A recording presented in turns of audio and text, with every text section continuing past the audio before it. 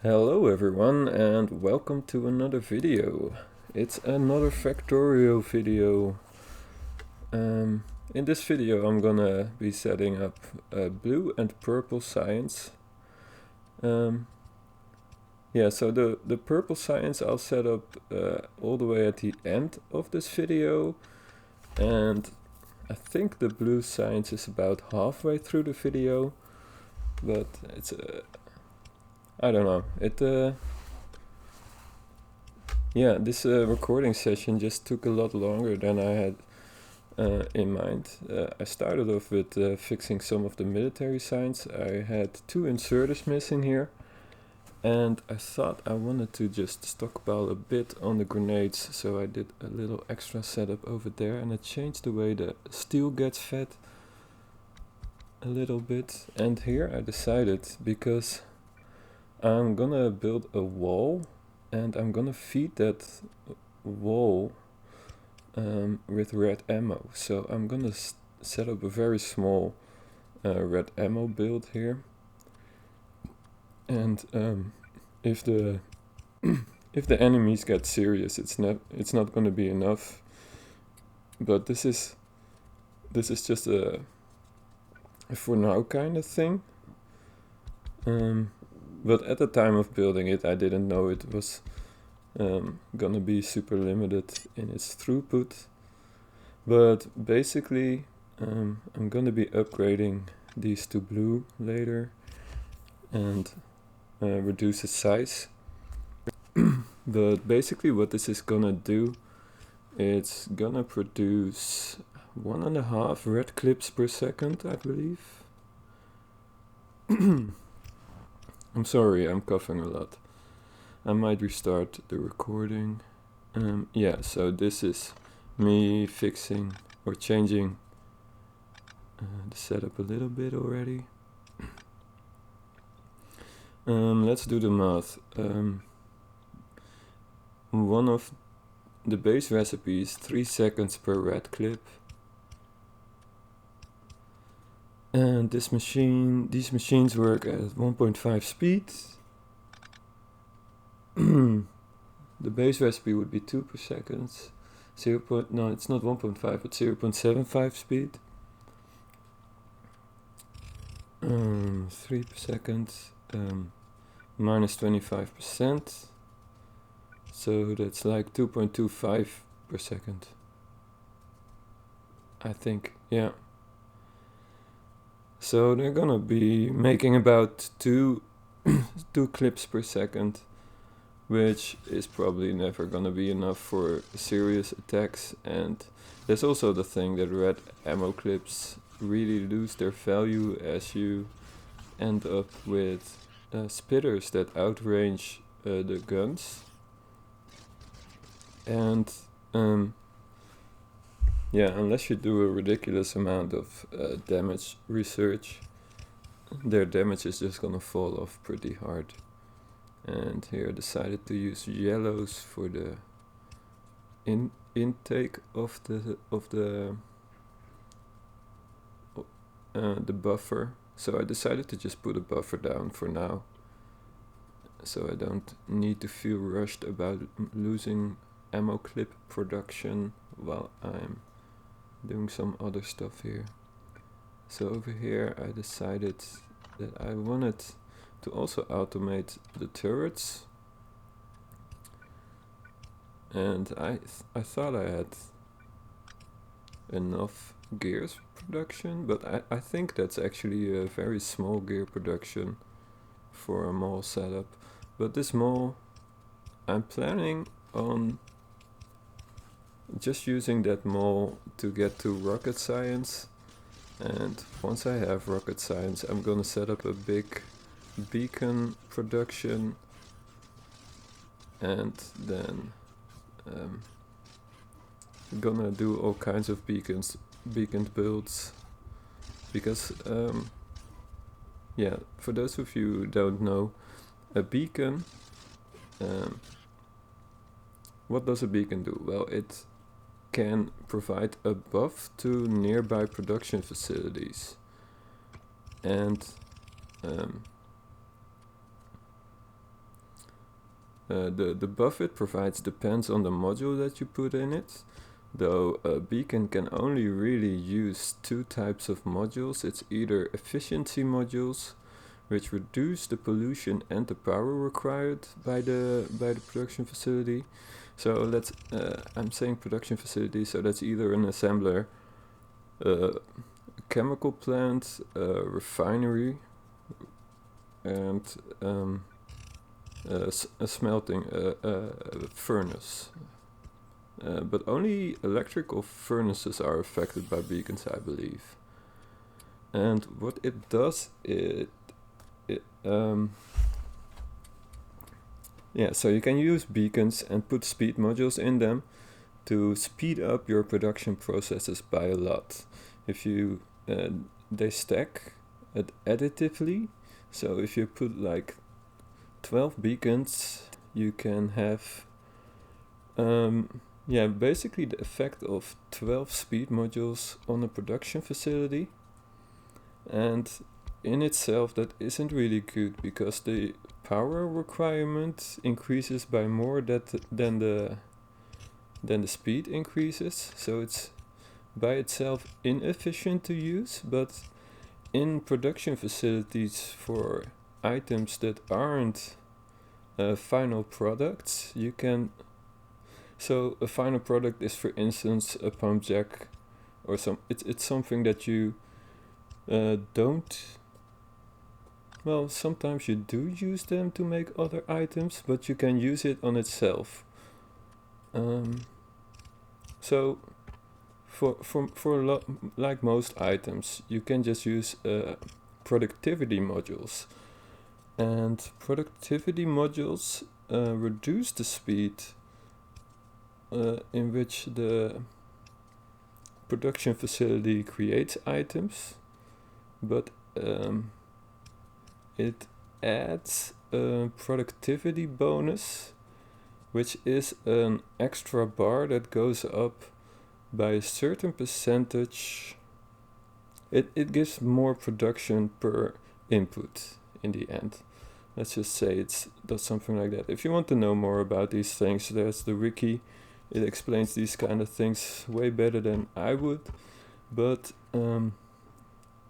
one of the most efficient ways to produce stuff in terms of items per amount of power and items per amount of input is by using a lot of speed module beacons, and then use productivity modules.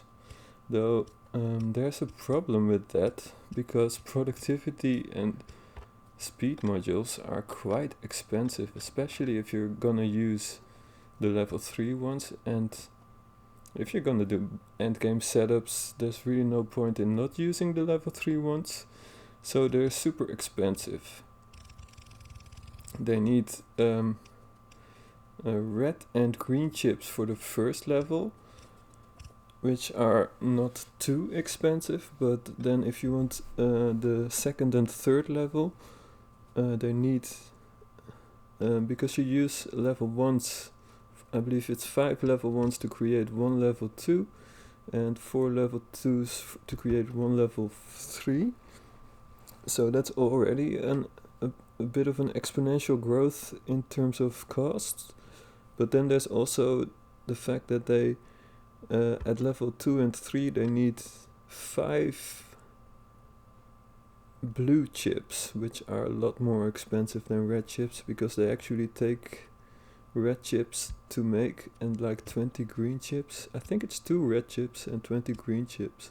So it gets increasingly expensive to set up a beacon build, but it's after enough time goes by, it pays for itself because of the extra production that you're getting out of the productivity modules. So it's basically a long-term strategy in terms of efficiency. And if you like beacon up every part of the process, for instance, you start with iron smelting, and you beacon that for 20% extra output, and then you beacon the green chips for 20% extra output. That is like a 1.2 times 1.2, so that's like a 42% or 44%. Okay, it's 1.2 plus 0.2 times 1.2, which is 0.24. Yeah, so it's 1.40, so it's 44% extra production for the green chips. Well, that's not counting the copper wire and stuff, because there's like 2 steps before you have the copper wires, because you can productivity module the copper smelting, and then you can productivity module the copper wire production, so that's another 44%. So it just starts to add up, because in the assembler themselves you can make assemblers that take 4 modules, so that's 40% extra production. So if you have like 5 steps of production, for instance, for some sciences, I believe you could get up to 5 steps of production, of which 1 or 2 might be smelting, 2 for steel and 1 for copper and iron. I think you can get like 3 times as much output than you would get without any productivity modules. But if you don't beacon it, you're gonna end up having to build a lot more assemblers, which end up being quite expensive in terms of power. Yeah, there's some math you can do about all this stuff, and it's not really worth it to explain the whole process, but the basic idea is that to increase the productivity of my entire endgame factory, I'm gonna be trying to use as many productivity modules as possible, and use as many speed beacons as possible in addition, or in combination with the productivity modules. So what I'm gonna need to do is make a very big build to make the beacons, because they're quite expensive to make as well. And then I'm gonna need to do like it's either gonna be one super big build for the modules. Well, it's probably gonna be 2 or 3 then, because you need a lot more speed modules than you need productivity modules, especially if you're doing like a 12 beacon setup, which might not be worth it at the start. Maybe doing an 8 beacon setup, it's easier to set up and design, and it's probably, although if you're gonna end up doing 12 beacon setups, then you might want to just start doing those. Okay, I'm just talking about this whole thing for way too long, I think. So I'm gonna end up doing beacons, and I'm gonna start by setting up a big build for the beacons themselves, and then I'm gonna think about how I'm gonna do the modules after that. Though during this episode I'm already gonna be starting to set up the productivity module once, but that's because they are needed as part of the recipe for Blurple. So yeah, those won't be enough to really do anything meaningful, but I'm gonna use some of the excess in the next episode to increase the productivity of the yellow science and the labs and stuff like that. But yeah, it's just getting started, and for now I'm just gonna focus a bit more on getting to the rocket launched. It's not really like there's gonna be a lot of things happening once I launch the rocket. But one thing that it does allow me to do is to research mining productivity, which means that the resources that I have now will last a lot longer, and I would be able to supply more smelting lines with the amount of resources that I have. So yeah, I haven't been talking about what I'm doing in this video itself. I'm sorry about that.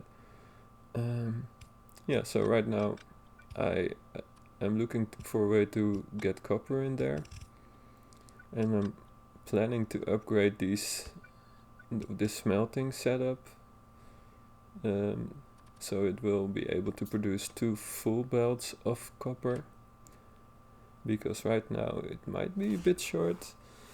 I don't think it's really short, but I'm gonna need a lot of extra copper for yellow science and all that stuff. So I'll end up upgrading it anyways. And yeah, this build that I've been building here is me preparing for not just the blue science, because you do need red chips for blue science, but you also need it for purple science, and you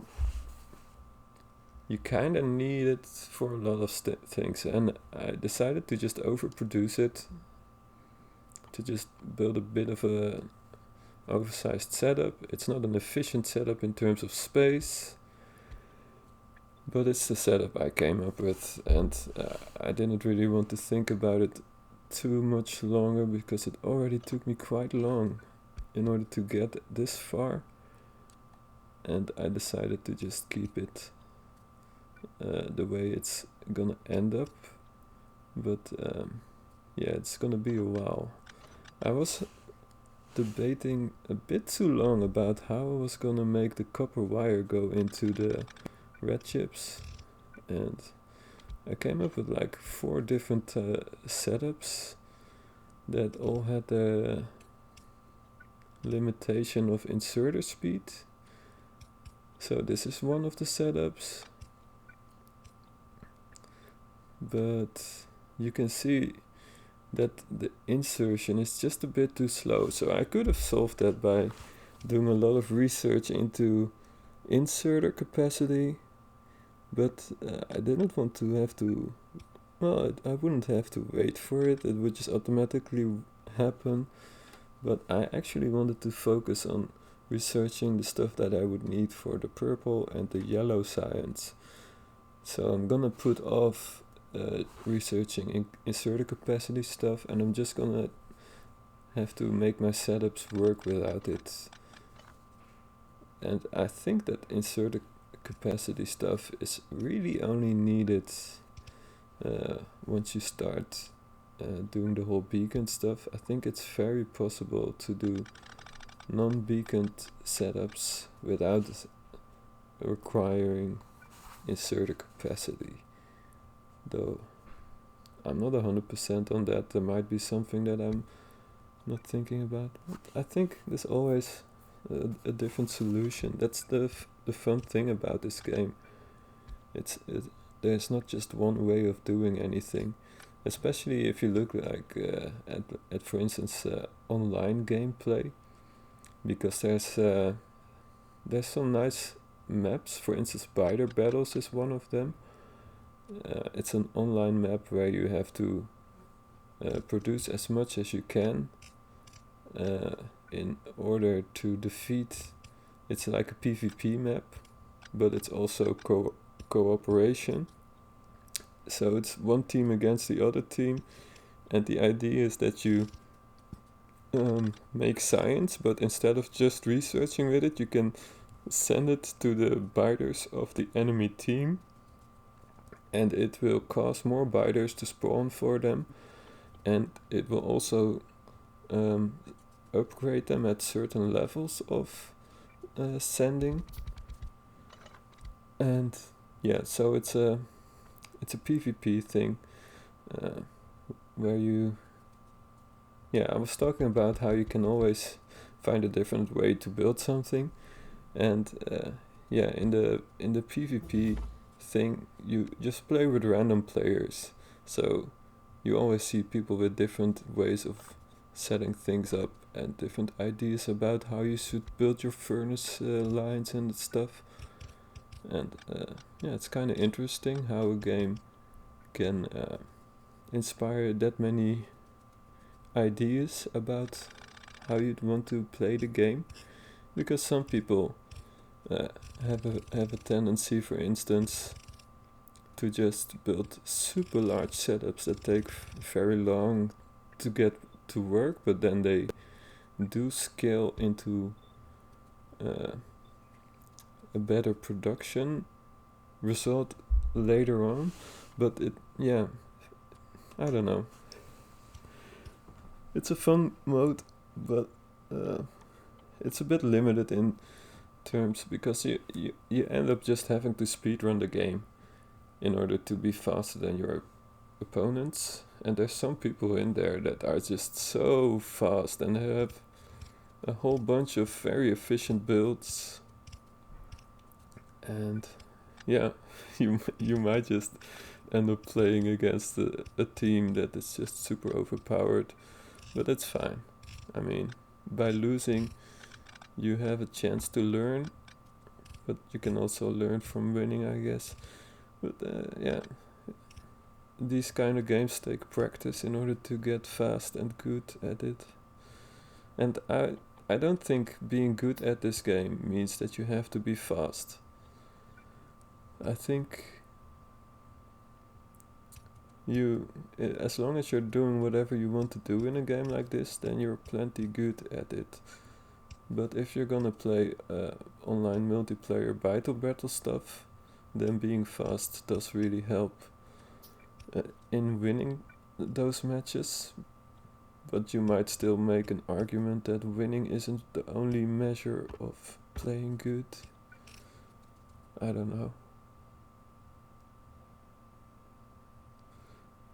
And who cares if you're good at a game like this, as long as you're having fun.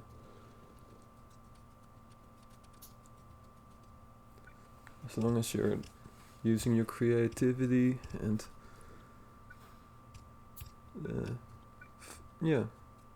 keep yourself interested. I think you don't have to be worried about being good. So I placed these inserters in a pretty random pattern, and that's because it was a bit more efficient in terms of power pole placement. Though if you want to be fast, you shouldn't worry about power pole placement.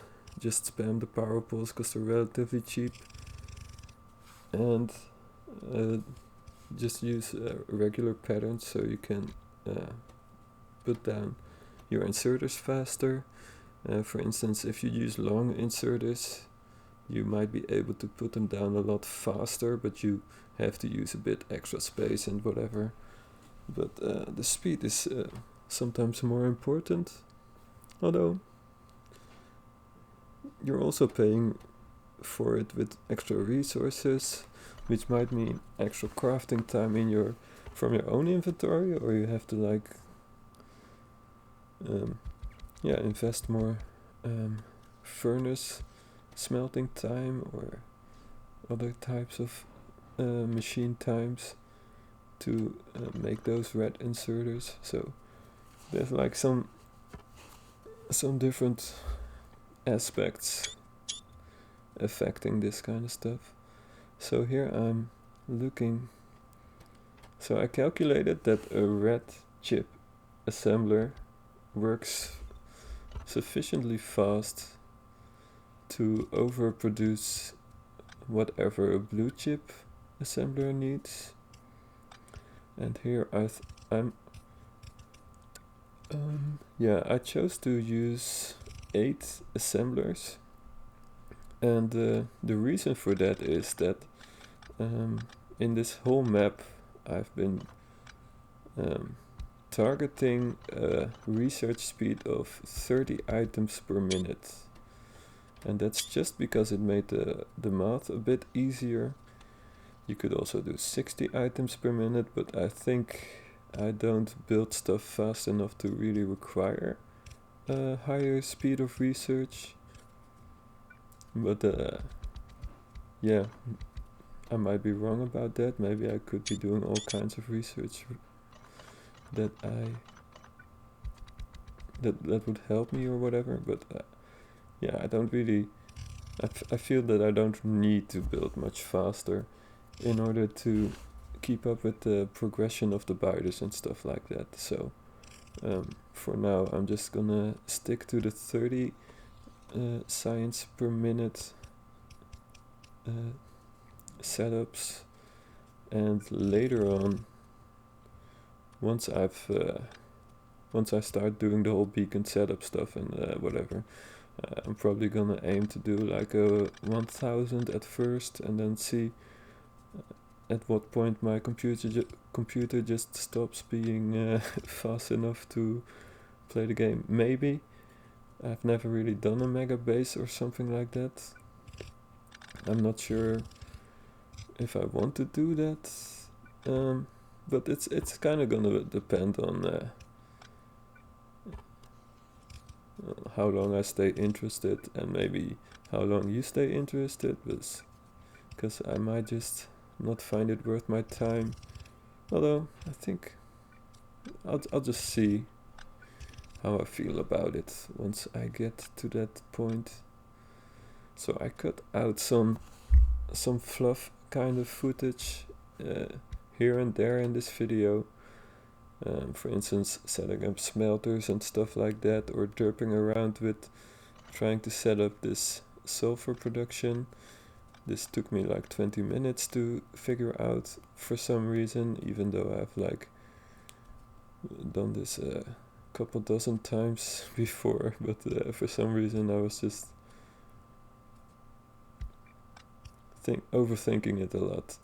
And I think that's one of my problems, that I tend to overthink things when it's absolutely not necessary, because nothing has to be permanent in this game. Although every time that you tear something down and rebuild it or build it somewhere else, it's of course an investment in terms of time, and you could make an argument that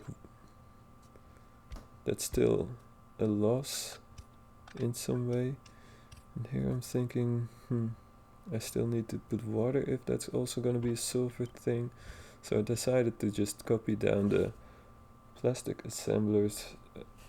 This Control C is a way to copy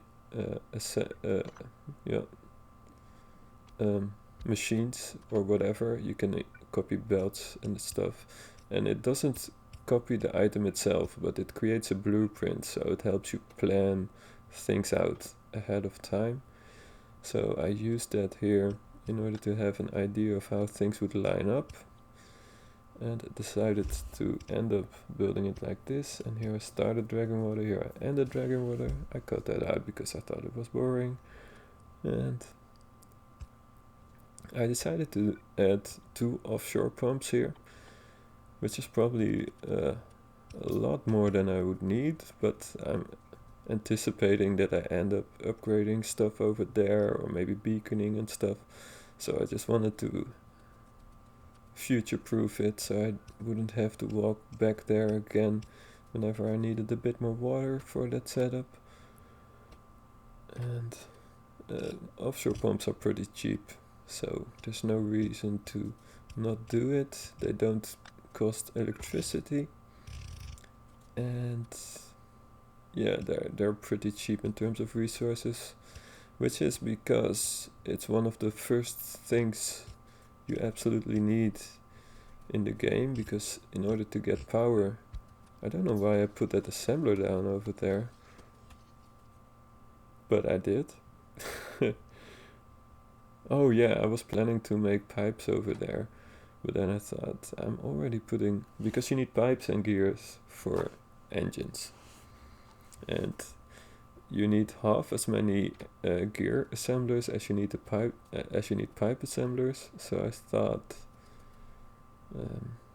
well, I already have like one that's only outputting a part of what it could do, because it's overproducing vastly, or well, at least sufficiently, So I thought I'd use the gears that are produced over there.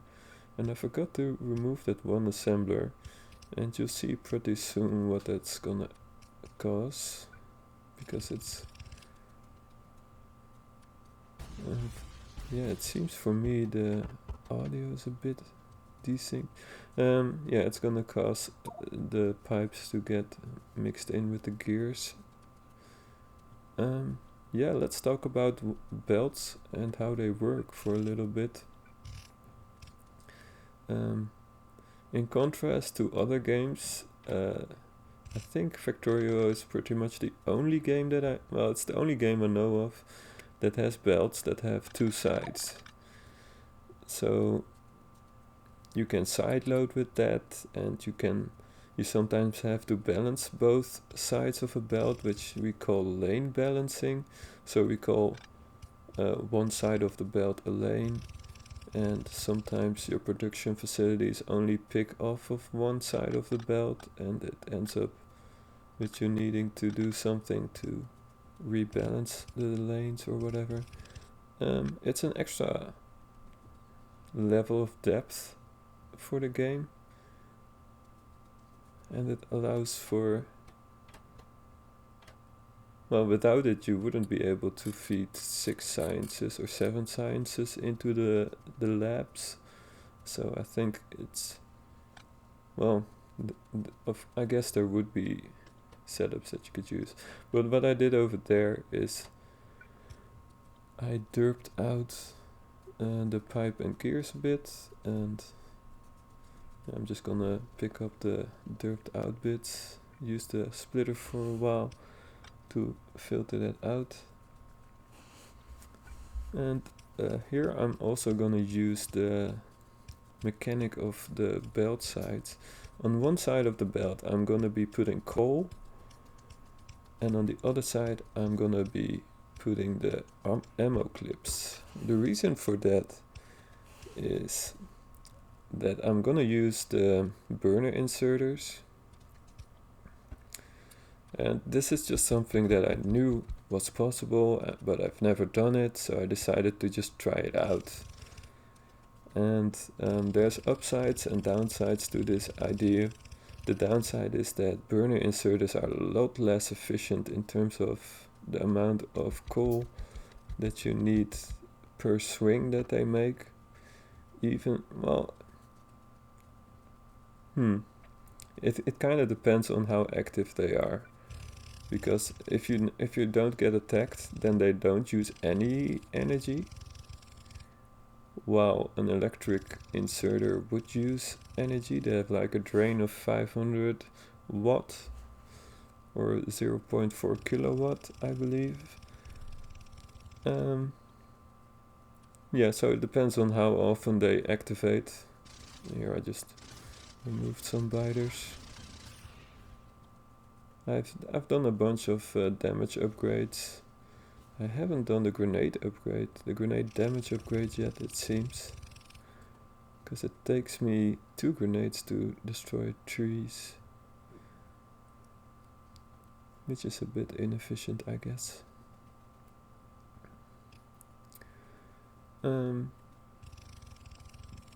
Yeah, so the burner inserters are a bit more efficient as long as I don't get attacked too often in terms of power, but the main idea for it is that I don't rely on an electricity network in order to feed these turrets. And the upside of that is that I don't get like a whole portion of the wall derped out because of a power pole getting broken. Of course, I still can get derped out by a belt getting broken, but that would be the case either way. If I didn't use the coal setup, that would still be the case. So I think there's a small upside to it, though the downside is in part that the coal powered inserters, which are called burner inserters, they are a lot slower So at some point you might actually need it. It kind of depends on shooting speed, I guess. So maybe it's not worth it to upgrade the shooting speed too much. But I'm overthinking it again. But that's kind of the half of the fun of the game. And here you can see me start to set up the purple science. So I guess, yeah, we're at like 3/4 of the video, it looks like. And yeah, you can see me start to set up the purple, and what I'm trying to do here is figure out the ratios, and it's taking me way too much effort, and that is in part because there's like it produces 3 science per production cycle for some reason. I guess it's for the balance decisions that I made in terms of how expensive the science is. For instance, the 1 electric furnace, you can't divide that by 3. So to make that a 1-to-3 ratio, they had to do that thing. But yeah, I don't know. I think it's alright. It's not too hard to do the math. You can use online calculators if you don't feel like doing the math. But I think in order to really understand what's going on, it's better to do the math yourself and to just derp out like I did over here. Okay, let's talk about how you could do the math. I did it wrong at first here, but what you can do is you start, for instance, with the purple science. You calculate how many assemblers you need to produce the 30 items per minute that you're aiming for. You just put that amount of assemblers down, just to give you a feel, and then you just go to the to the other products that it needs, and you just go product by product, and in the end I get to the right number of assemblers. And I even overbuilt a bit because I'm gonna end up upgrading them and putting productivity modules in the assemblers, but I ended up getting it working sufficiently, so I don't know. You can just copy a blueprint, I guess, whatever. I think if you don't like this part of the game where you have to figure out recipes and stuff, then you can just use calculators online or just overbuild everything. I don't know. I often see people in those multiplayer games that just don't care about the ratios too much and just build a bunch of stuff and it works. And I think that's maybe a healthier way to play sometimes, but I kinda like to min-max this and to know where my resources are going and if I'm producing enough. But that's just me. Yeah, I'm overthinking it a bunch, but I'm gonna end up figuring it out. So, chopping down some trees, and here you can kind of see the sulfur going into that splitter, and now you can see it going onto the belt, and that's because I forgot to filter off to block the sulfur from continuing on the red chip belt that's feeding the blue science. So it kind of looks cool, I think, to have that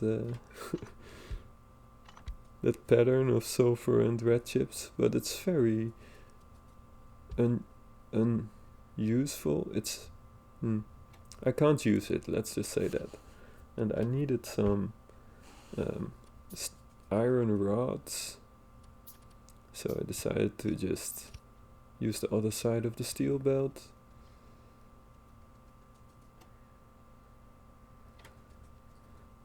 Because steel, I'm not producing enough steel to even fill half a belt, so it won't make sense for me for a long while to be dragging steel by double-sided belts.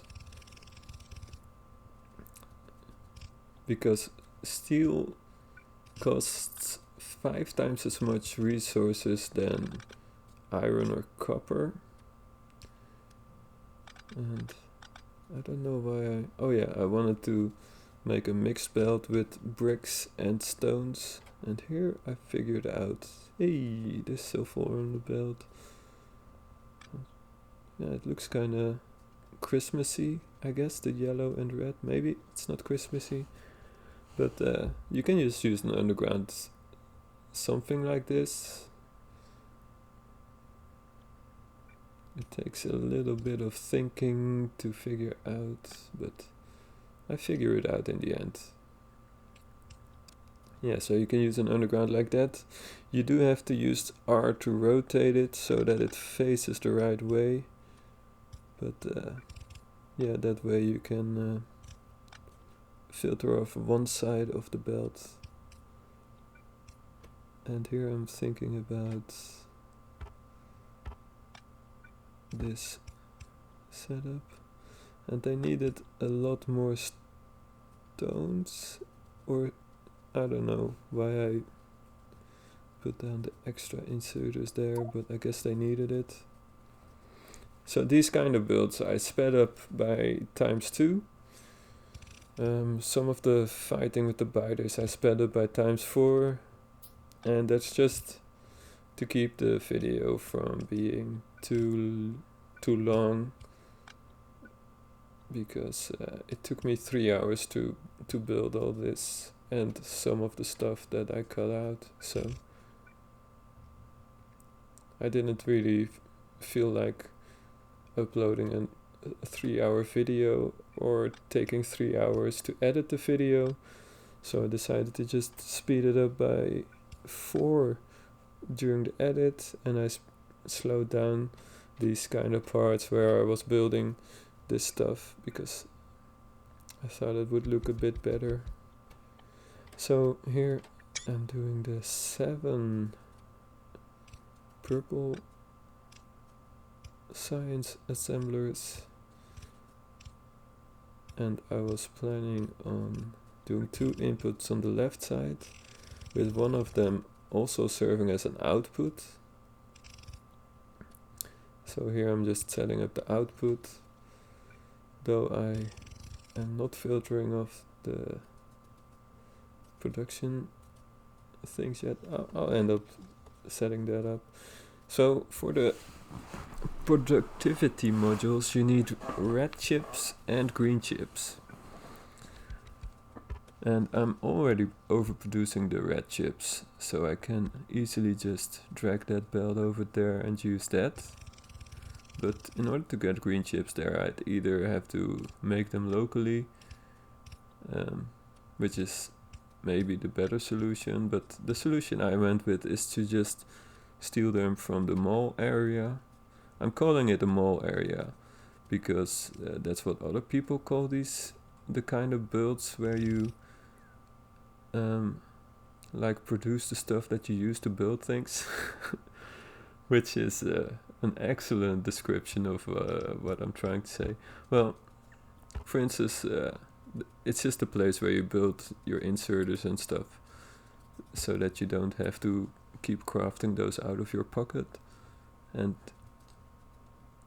later on, when I'm gonna be using bots, you can upgrade the chests where they store those items, for instance the assemblers and the belts and stuff, and you can create special chests from which bots can take the items and use the items to build things that you blueprinted down or just copied. You can do Ctrl+C and Ctrl+V to make blueprints or ghosted items, and bots will automatically start to build those if they are in range of roboports, which is where bots are stored and recharged.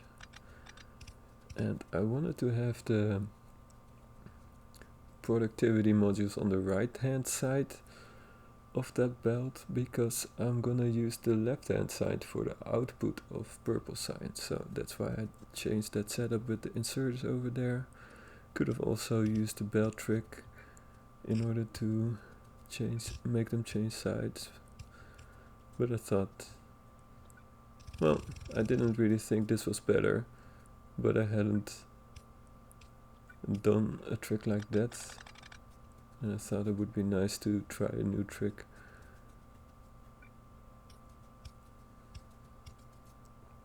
Powering it all up, and now it should be working, but I still need to like stop the productivity modules from going all the way. And I could have done that a bit higher up, but I didn't. So this is the purple science build. I want to thank you all for watching, and I'd like to see you again. Goodbye.